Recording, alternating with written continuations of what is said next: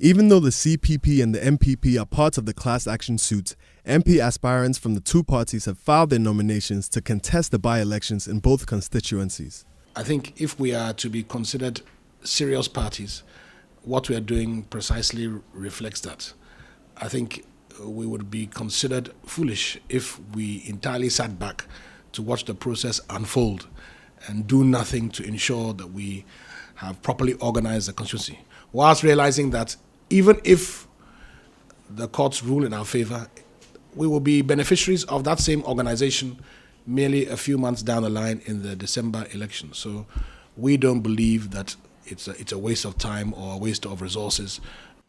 Whilst we seek the interpretation of the law, we need to prepare the ground in case we would have to go for that election. So it is a two-pronged approach that the parties have adopted to this issue. One, filing nominations in the constituency to contest an election in case the election happens. And two, to ask the courts to interpret the law as to whether the elections are legal or not. The PNC, on the other hand, has not filed any nominations to contest the by-elections. The party's flag bearer, Hassan Ayarika, however, says the party is campaigning in both constituencies ahead for the general elections. I would have wished that all the candidates or all the parties that took easy to court shouldn't have filed, because you say that don't do this, and then you ask the law to interpret it.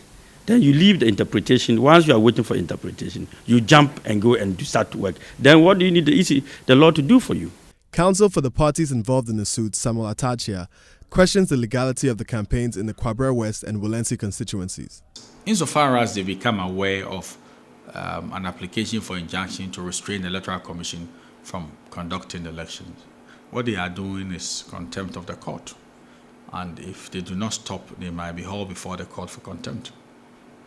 The Electoral Commission and the Attorney General's Department are yet to respond to the suit filed by the political parties.